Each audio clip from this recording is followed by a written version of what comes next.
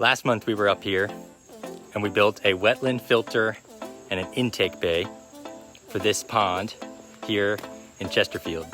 The water quality was pretty bad and there's just about 170 fish in this pond. So we wanted to get a filter on it that could handle the 18,000 gallons, but also make sure that the fish had some ideal conditions.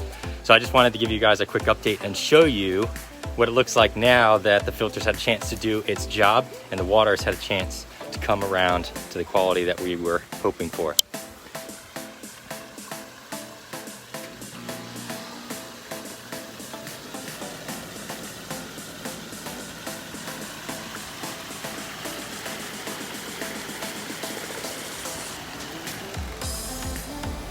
So everything from right here over is new.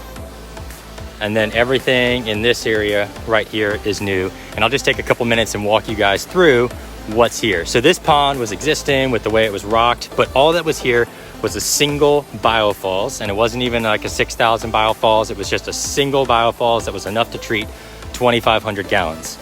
So we had one 2,500 gallon biofalls with a skimmer, and neither of them were functioning. So there was zero filtration and this water was just pea green. Just horrible.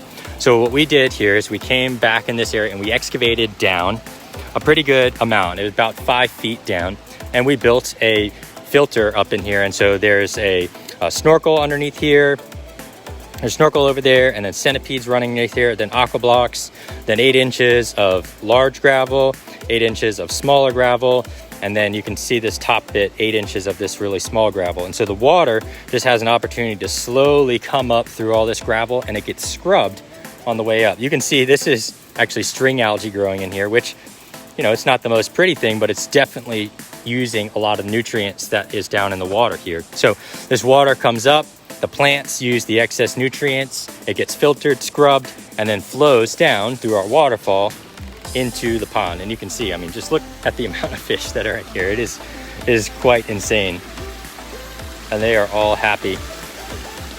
So as the water flows down in through here through our waterfall, it comes over here to our intake bay, and our pumps are housed in the intake bay in here. So the water comes through our weir right here, gets sucked down through here, and then all the way back up to the front.